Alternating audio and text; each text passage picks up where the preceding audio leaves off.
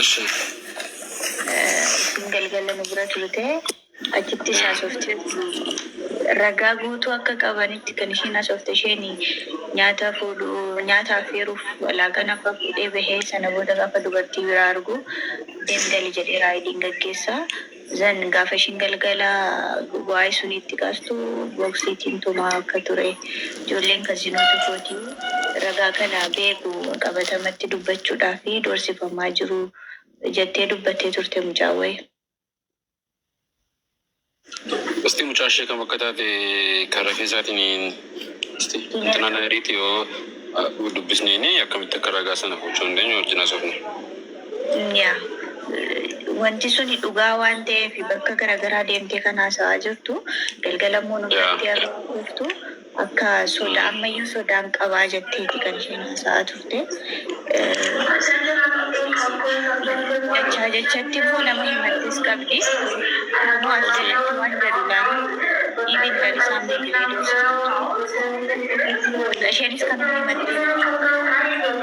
Isaatumo.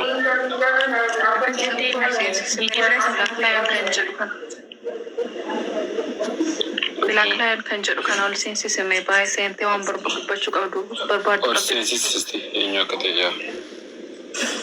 Namoonni odeeffannoo qaban odeeffannoo isaanii karaa keessaatiin dhufanii to'annummaa isaanii saaxilamee nutti himuu danda'u. Odeeffannoo jiru qabatamaadha wanta jiru nuuf kennanii karaa saaxiluu qabnu saaxilanne. Haa Alex akkam?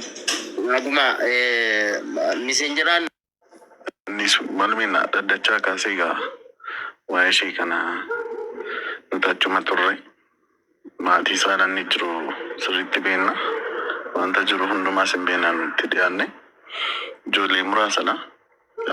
Akkuma Alex jedhee guruupiin kireetu nurratti ta'ee ture guruupii sana garuu chaalenjii gooneerra nuni garuu utuma daddacha sanarra turtanillee utuu laaltanii baay'ee nama gaddisiisa dhugaa. Haadhaaf abbaa ishee illee hin oolu turani. Lalisaa dabalatee jechuudha. Daddacharraa gaafa ba'anii hin ooluuni. Even isaantu kan du'e intala keenyadha akkamitti nu oolu jedhanii maazarii isheefaa baay'ee hamlee isaanii cabeessii galee.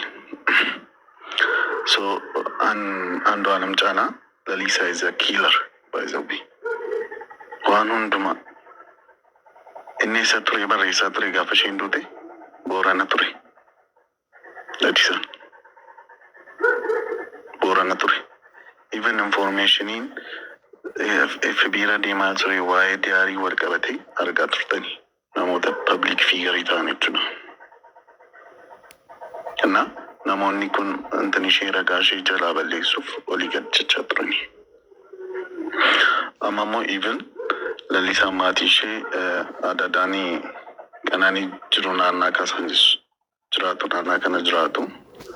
Kanaaf Amaariffaa haasoo intani haasoo hin danda'ane asuma guddatanii.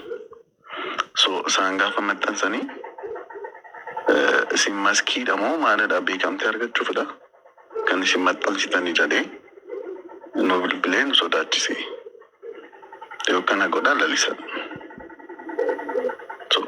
Jarri kuni intalli jalaa duute ammas immoo sodaachisuun kan biraamaa jechuudha. Lalisaan waan fedhii isaan beennu uummanni gaa parsantii 100 kan jedhamu kunoo haqaan jalaa barbaacha jira. So an mucaa caalaa isatu taargeettii magodhaati ilaala. Even gaafa waardicha fudhatee ilaala fiiliingii inni godhe.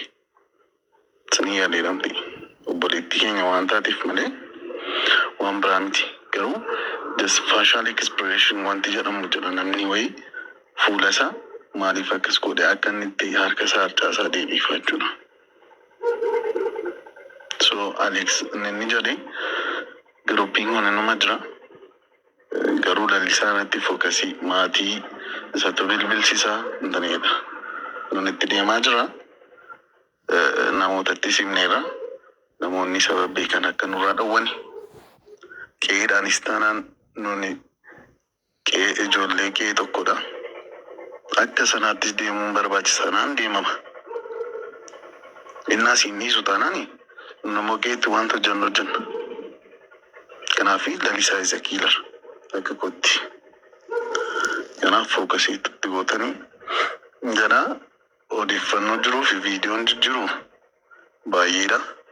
Ragaan baay'ee jira baay'ee kan ishee duwwaatu hin ta'in namni biraa fa'aa intarviiyuu fa'aa tattee kan taa'ee jira. Dubartiin biraa jechuudha.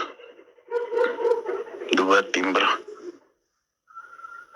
ragaan jijjira garuu hundumtuu yeroo qabanneetu fala arganna janneetu egaa karaa seeraa falliin jiru tanaan garuu haqa isaa namni akka baruu fi isheen haalayyuu namni abbius ta'e baay'eedha isa loota. Kanaaf kan ammoo teessaniin haaltu Aleeks hundi keessan sabboontuun galatoomaan jedha. Warri isarraa ittisuuf immoo olii gadi faccisaa jiran kun I don't know maal advanteejii isaanii kana isa faccisuu irraatti argatan maal akka ta'e kan lalisaafaas sana gaa isaantu beeka garuu uummannis beeka dhugaa jiru. Lalisaafaas immoo isatti deemaa jiran uummata wajjiniin maal keessa akka galaa jiru utuma daaliin kana keessa gala jedhee hin yaadu. Utuma waan ajjeechaanis nekkoo reebichi inni ishee irratti geggeesse kun qofaan iyyuu waggaa meeqa ibsuu danda'a inkaan bilisa ba'uu dhiisiiti. Waa'een ajjeechaa iyyuu achaafu reebichi sana qofaan itti himatame viidiyoon amma ba'aa jiru kun suuraan amma ba'aa jiru kun hammam isa hiisisuu danda'a. Hanga waggaa 15 hiisisuu hin danda'u. Intinaamti abbiizumintiin ishee irratti raawwate kun qofaan jechuudha. Ajjeechaadhaaf immoo kun numti agarsiistuu ga'a miti, ragaa ga'a miti. Wanti amma haasa'amaa jiru kun hundumtuu irratti qindeeffame wanta ifa jiru kun birriidhumaan yookiis beekamtiidhumaan wanta garaagaraatiin haguuguu barbaada yoo ta'e malee hamma yoona biiroon dhimma dubartootaaf daa'immanii dhimma kana irratti waan tokko iyyuu hin dubbanne. Hamma yoona hojii isaanii maal labe? Biiroon eeruu nuu kennaa jedhanii maxxansa meeqa maxxansuu maal isa kunoo uummanni guutummaan eeruu kennaafi jiru garuu irratti hojjechaa hin jiran. Irratti hojjechuu mitiiti kanatu ta'e illee jedhanii waan tokko illee hin dubbanne jechuudha. Innaa even wanta qaamonni mootummaa iyyuu walii galaniiti wanticha keessaa harka qaban naga inni fakkaatu. Mee garanitti deemu numa laallaa waan fedhee fi odeeffannoo waliin qabdan karaa keessaatiin odeeffannoo keessan nuu kennaati gar tokkotti qindeessinee akkaataa itti adeemuu qabnutti itti adeemnaa jiran immoo. Thank you. Ragaan bahu hundumtuu quba isatti qabaa jira waan ta'eef warri har'a afaan banu boruuf afaan isaa walitti qabata. Achis deemanii afaan isaanii walitti qabachuun isaanii nafu. Dhugaan micoo kanaa nuti dubbate miti ofiisii afaan baastee dubbatte. Borus akkasuma dhiigni si utuu nama callisaniyyuu dhugaan ishee hin dhiistu.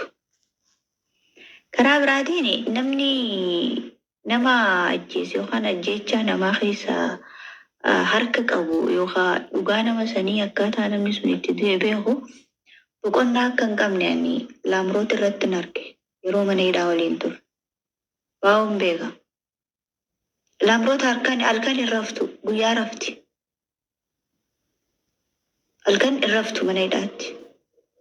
Guyyaa garuu laxxeettee rafti. So nama wajji nyaattee wajji dhugdee harka isaarraa nyaattee buna sii danfisee hammattee waliin bulte miti nama fageenya irratti beeytu dhugaan isaa dabee nama hin ciibsu. Kamicoo kanas ofiisaa dubbatee borus ofiisaa dubbata amma immoo ragaan jiran erga qindaa'ee doorsisnis lollis wanta akka waan fidu natti fakkaatu. Nu kan haasofnu waa'ee lubbuu bilaashitti badii takka malee lubbuu baatee haqa dhabdeeti. Ilmoo hiyyeessaa ta'uun biyya kana keessatti haqa keessa lubbuu keessa dhabsiisa jechuudha. Kan biraa immoo ani akka dubartiitti dubbadha. Akka dubartiitti dubbadha. Ani ilmoo dubartiin goradhee jira. Ilmoo dubartii. Wabii maalii qabdi mucaan koo biyya kana keessatti akka barbaaddetti baatee galuu fi hiree mataa ishee murteeffachuuf kan jedhu na yaachisa. So lubbuun kana ni bahee dhaloota lafaa dhufan shamarran lafaa dhufanii fi Wabii akka ta'uu barbaanne. Akka sagalee qabu dubbata. Qaayin Abeelin ajjeesee dhokatee ture. Waaqayyo garuu gadi bu'ee obboleessi keessa jira jedhee gaafate. Ani obboleessa kun eegaa jedhe. Maaliif dhiigni obboleessa kee lafarraa gara kootti iyyaa jedhe. Dhiigni yeroo kamiyyuu taanaan hin waca gara Waaqayyootti. Hin wacci sagalee qaba. Nutu dhaga'u. Kanaafuu intalli kun edda duutee booda kunoo dhiiga isheetu wacaa jira. Addunyaatti ba'e sagaleen ishee. Addunyaan ka'e. Hacuucamaa akka turte. Gidiraa baay'ee keessa akka turte barameera. Intalli kun warra biyya alaa jiran maaloo biyya kanaa na baasaa jechaa turte. Teekstiin waan akkasii nu argameera. Hiriyoonni ishees hin dubbatu. Kan ga'uu fi garuu hin arganne. Kan qaqqabee keessaa baasuu hin arganne. Maqaa isheef maqaa isaaf jecha okfattee obboleessa ishee biratti yeroo akkasitti onnee dhutte luka irratti kuftee obboleessa baaloo hin odeessiin kana maatiitti jettee dhoksitee qabatteetti. Guyyaa tokko jijjiirama guyyaa tokko furmaanniin dhufaatiin of miidhaa turte. Tarii naannoo ishees wanti jedhu hin beeknu. Teekstoota isaaf ergamanii argameedhame mana murtee keessatti keessaa maal jedha? Shiishaa yoom waliin xuuxnaa dubartoonni teekstii erganiif. Abbaa manaa kee narraa adabii haadha manaa koo duukaa sagaagala kan jedhufa. Yeroo baay'ee dubartoota baay'eetu hedduutu isa duukaa dabarsuuf teekstii akka godhanii fi argameera. Kana mana murteetu kaa'e ragaasaa waan argeef hin sinitti hima. Soobni Waaqayyo birattis gaarii miti. San abidda keessa turte mucaan. Of course hin obbaafattee du'uun ishee. Jireenya si'ool inni jiraatte isa lubbuutti jirtudha. Meekaappiitiin fuula ishee sirreeffatteetu dhiyaatti sagantaa isaa irratti. Viidiyoo ishee ilaalaa. Inni ittiin faarfattu, inni ittiin sirba duukaa onneettu meekaappiidha. Inni dhugaan garuu isa jidduu kana gaddeeffamaa jirudha. Hiriyyaan ishee bakka bira jirtutti waltajjii irraa adda bu'anii booda kabalee waggaa darbe jechaadha. Dhiigni afaaniif funyaaniin ba'ee hiriyyaan ishee biraa deemuuf jennaan maaloo dubbii biraa natti fiddan afaana ture jetteetu. Konkolaataatiin isaan dhiisee kan deemeeru deebi'ee dhufee fudhatee sokke. Kana hiriyyaan ishee argiteetti. Bultee sagantaa isaaf meekaappii hojjetattee dhaqxeetu sagantaa isaa bareechaa turte. So akka walii galaatti yaada koo yeroon golabu Waaqayyoon sodaadhaa. Bultoo keessan jaaladhaa. Garuu immoo nama waliin jiraattani eenyummaa isaa bara. Beekamtiin hin darba. Maqaa guddaa godhachuun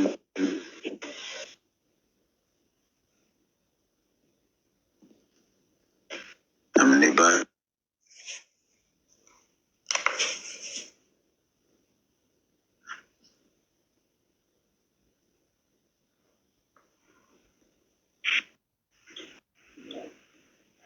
Indidee sagalee nagamu. Kee badee ture. Isin bira jiru? Amma deebi'eera. Badee ture. Okay. Riipoortii gochuus danda'u. Anyway, hundumaafuu nama waliin jiraattan sirriitti hubadhaa. Nama Waaqayyoon sodaatu. Nama safuu beeku duukaa jiraadhaa. Namni iddatti seentanii booda amala baay'ee dhokataa ta'e qabaachuu danda'a. Jireenya artiistootaa immoo beektu. Karaa tokkoon ergaa dabarsanii namni isaan jaalachuu danda'a. Bakka qabaachuu danda'u. Beekamtii qaba jechuun namni beekumsa qaba jechaa miti. Beekamtii qaba jechuun Waaqayyoon sodaata jechaa miti.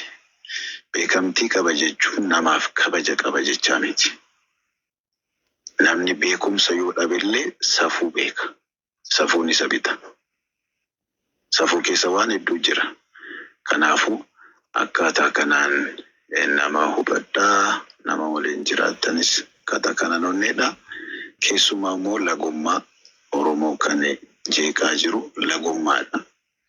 Akka intalli kun dooteetti warri kaan sagalee waan ta'aniif ijaanni arsii ta'eefidha itti duulaa jiru jedhee gurbaan